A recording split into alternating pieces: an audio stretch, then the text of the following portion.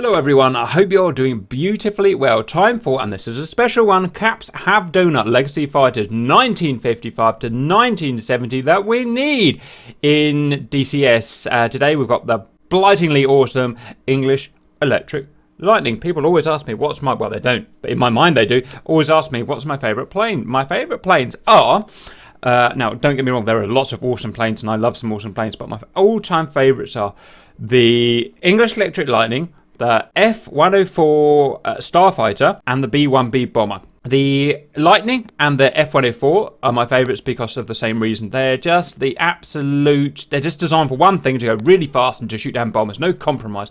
Yes, the F-104 did start dropping bombs and stuff like that, but they're just, you know, it's look at it, for God's sake. It's designed for one thing. Go fast, shoot a missile, try and land if you can. Doesn't really matter if you can, because your country would have been nuked by then.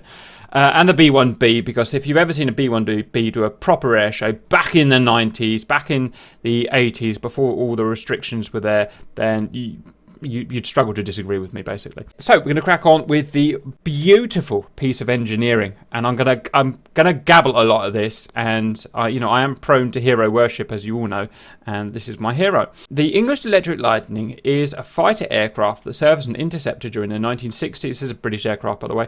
60s and 70s and into the late 80s. It remains the only UK designed and built fighter capable of Mach 2. The Lightning was designed, developed and manufactured by English Electric. They're actually an electric power company, but they turned their hand to ships, aeroplanes, all sorts of stuff, which was later absorbed by the newly founded British Aircraft Corporation, BAC. Later, the type was marketed as the BAC Lightning. It was operated by the Royal Air Force, RAF, Kuwait Air Force, didn't actually know that, and the Royal Saudi Air Force, RSAF. The unique feature of the Lightning's design is the vertical staggered configuration of its two Rolls-Royce Avon turbojet engines within the fuselage. And just, oh, look at it. Look at it. Oh.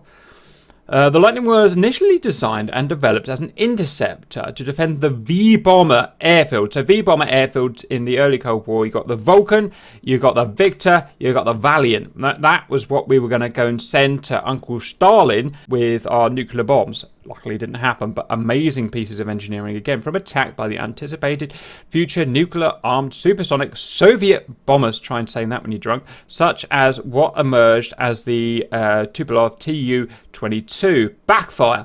But it was subsequently also required to intercept other bomber aircraft, such as the Tupolev Tu-16, I think it's the Badger, and the Tu-95 Bear. The Lightning has an exceptional rate of climb, ceiling and speed. Pilots have described it as being saddled to a skyrocket. And if you've ever seen this thing, oh god, no, I'm gonna start chatting at the end. The initially limited fuel supply made the Lightning a fuel critical aircraft, meaning that its missions are dictated to a high degree by its limited range. Absolutely. And like I said at the beginning, designed to do one thing only: take off as quickly as possible, climb as high as quickly as possible, shoot down a Badger as quickly as possible, and maybe if you could get enough fuel back to land, that's a bonus, but didn't really matter. Nothing else mattered with the Lightning. It's pure genius of designer's simplicity, and that's what I like. I know you guys love your F-18s and stuff because they can do everything. They can shoot ships and bomb Baghdad and then go and dogfight and stuff. Great. Not what I like. I like specific design for one job and be amazing at that job, and only that. Gives me the heebie-jeebies. Origins. W.E.W. Teddy Petter, formerly chief designer at Westland Aircraft, was a keen early proponent of Britain's need to develop a supersonic fighter aircraft. In 1947, Petter approached the Ministry of Supply, MOS, with the proposal, and in response, specification ER-103 was issued for a single research aircraft, which was to be capable of flight of Mach 1.5, 1,600 kilometers an hour, at 50,000 feet, 1,500 meters, which at the time was ridiculous. Petter initiated a design proposal with F.W. Freddie Page leading the design and Ray Creasy responsible for the aerodynamics by July 1948. So we're only 3 years here since the end of the Second World War. So just think about that in terms of when we are. Their proposal incorporated the stack engine configuration and high-mounted tailplane that was designed for Mach 1.5. As a consequence, it had conventional 40-degree swept wing. This proposal was submitted in November, and in January 1949, the project was designated P1 by English Electric. On the 29th of March 1949, Ministry of Supply granted approval for English Electric to start the detailed design, develop wind tunnel models, and build a full-size mock-up. To achieve Mach 2, the wing sweep was increased to 60 degrees, with the ailerons moved to the wingtips. And I'd love to see, just to see how cool and kooky this aircraft is. Apologies. I mean, look how weird this is. The ailerons are there on this aircraft. Have you ever seen something so weird as the ailerons there? But that's how you had to do it. As you know, if you sweep a wing back 60 degrees, the ailerons no longer work on the trailing edge. They just don't work. So that's how you got to do it. In late 1949, low-speed wind tunnel tests showed that a vortex was generated by the wing, which caused a large downwash on the tailplane. This issue was solved by lowering its height below the wing. From 1953 onwards, the first 3 prototype aircraft were hand-built at Salisbury, sorry for the pronunciation. The prototypes were powered by unreheated Armstrong Siddeley Sapphire tiny little turbojets, as the selected Rolls-Royce Avon engines, which powered subsequent production aircraft, have fallen behind schedule due to their own development problems, which is pretty normal in development. On 9th of June 1952, it was decided that there would be a second phase of prototypes built to develop the aircraft towards achieving Mach 2, nearly 2,500 kilometers an hour. These were designated P1 Bravo, while the initial 3 prototypes were retroactively reclassified as P1 Alpha. P1 Bravo was a significant improvement over P1 Alpha, and one thing I should say, if you go and watch the proper videos, there's loads of documentaries about this plane, the development of it. So much was learned in aerodynamics with this plane, it's crazy. While it was similar to the aerodynamics, structure and control systems, it incorporated extensive alterations in the forward fuselage, reheated Rolls-Royce Avon R24R engines, conical center body inlet cone, variable nozzle reheat, and provision for weapon systems integrated with the ADC and AI-23 radar. Video there we'll come back to a little later. Outwardly, the prototypes look very much like the production series, but they were distinguished by the rounded triangular intakes, short fins, and lack of operational equipment. So this, I've never seen this picture before, but this must be one of the original prototypes, and you can see the lack of supersonic preconditioning cone there. I didn't even know this existed. On the morning of 4th of August 1954, WG760, which is a P1 Alpha piloted by Roland Beaumont, flew for the first time from Boscombe Down. On 4th of April 1957, Beaumont made his first flight of the P1 Bravo XA847, exceeding Mach 1 during this flight. On 25th of November, he reached Mach 2, the first time in a British aircraft. Amazing CGI picture there, amazing real-life picture there. Let's go a little over the general characteristics. Crude one, obviously, although we do have a trainer model. Length 55 feet, wingspan 34 going on 35 feet, height 19.5 feet, wing area 474 square feet, empty weight, it's quite heavy actually, considering what I thought it would be, 28,000 pounds, didn't realise it was that heavy. Max takeoff weight nearly double that, 46,000 pounds. Power plant 2 times Rolls-Royce Avon 301R afterburning turbojets, and like a lot of planes, because this is a new engine, as the versions increased, the power of this engine got higher and higher and higher and higher. This, I think, was a relatively low version at 16,360 pounds with afterburn. I think they went up to 18.5, maybe up to 20, low 20s, I think, but I can't remember. It's a while since I read the book. Performance, maximum speed. Bearing in mind, we're talking mid-50s here of Mach 2.27. Pretty awesome, right? 1,500 miles per hour at 40,000 feet. I don't think they even tested it to its max from memory. Obviously, fuel being a problem. Range, 738 nautical miles, which is actually quite good for this jet. That must be the F6 with the belly nacelle. Combat range, a pretty terrible 135 nautical miles. Yeah, well, there you go. Ferry range, 800 nautical miles, and there's some other stuff there. Service ceiling, 60,000 feet. Amazing, really, when you think about it. Zoom climb, 70,000 feet. Amazing when you think about it. Rate of climb, 50,000 feet per minute. Wing loading, horrendously high. I imagine it's 67. Actually, it's not that bad. 7 pounds per square feet. Thrust weight, empty, a 1.15, and we're talking mid-50s fighter here, as much as, I don't know, that's like an F-16. It's ridiculous. Or maybe not quite as good, but it's, you know, it's quite amazing. Guns, 2 times, we don't mess around, not in Britain we don't, 2 times 30mm Aiden cannon.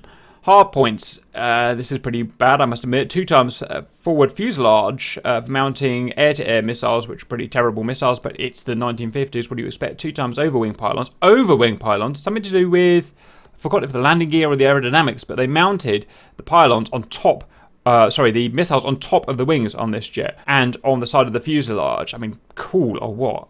Stations for ferry tanks, missiles, 2 times to Havilland, Fire Streak, or 2 times Hawker Siddeley.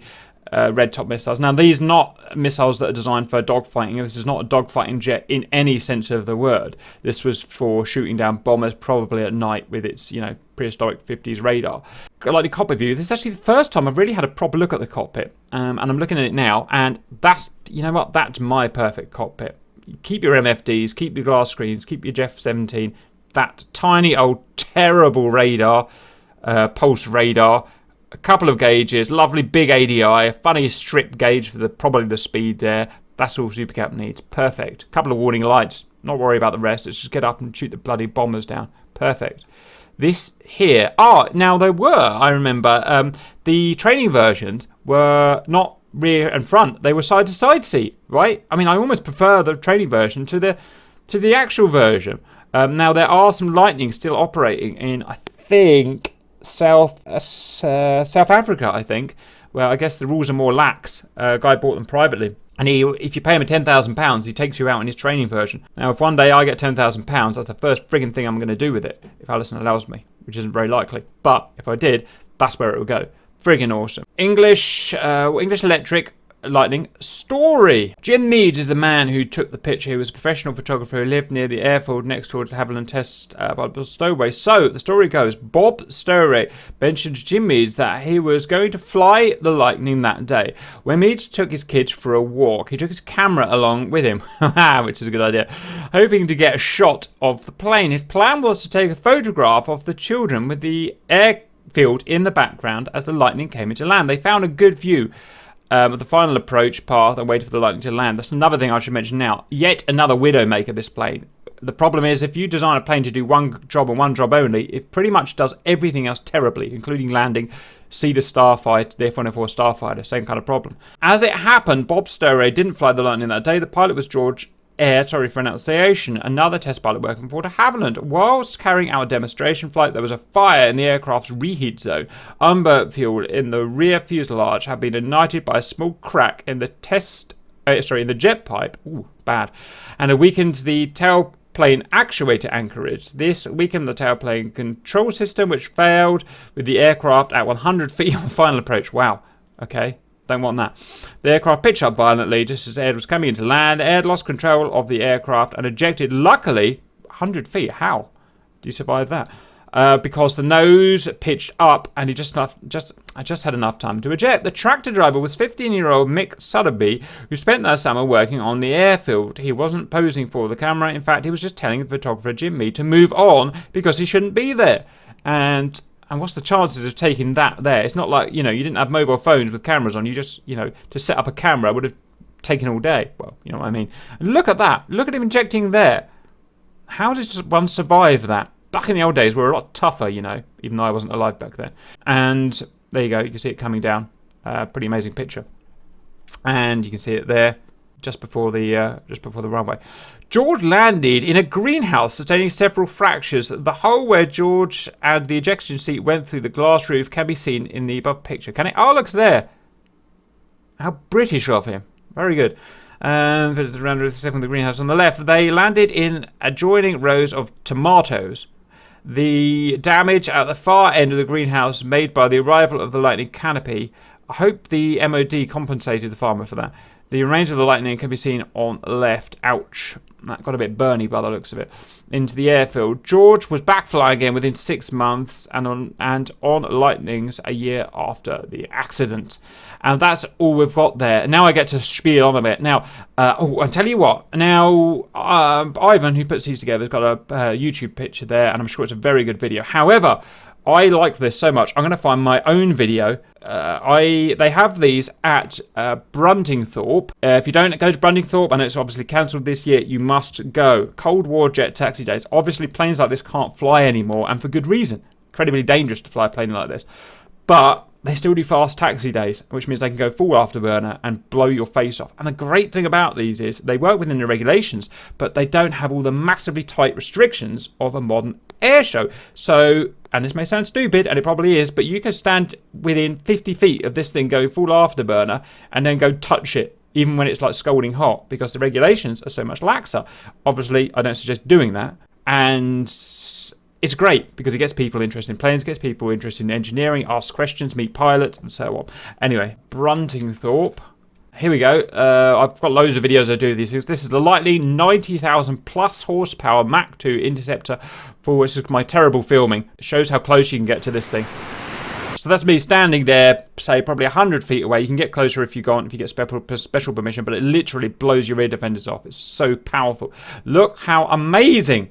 I dare anyone in the chat comments to say that's ugly. That is possibly the sexiest thing ever built, maybe on par with the Starfighter. Pump it up.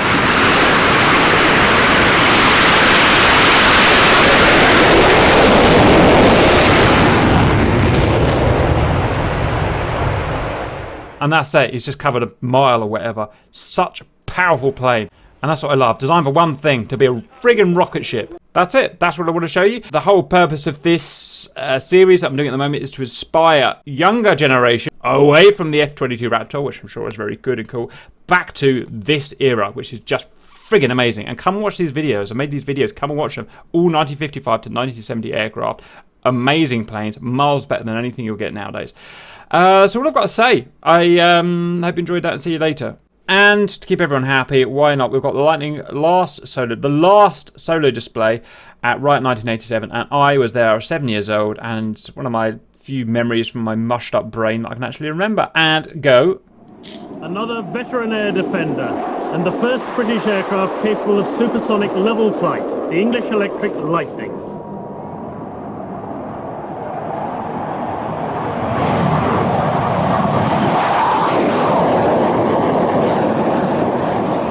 Two Rolls-Royce Avons, mounted somewhat unusually, one above the other, they produce a total of nearly 33,000 pounds of thrust with those reheats on. The Lightning went into service with No. 74 Squadron at RAF Coltishall in 1960 and remains operational to this day, with 2 squadrons at RAF Binbrook. Flight Lieutenant John Fiennes is with No. 5 Squadron, and he's been flying the Lightning for 6 years. They're due to be phased out next year to be replaced by the Tornado, although they will still remain in operation in Saudi Arabia.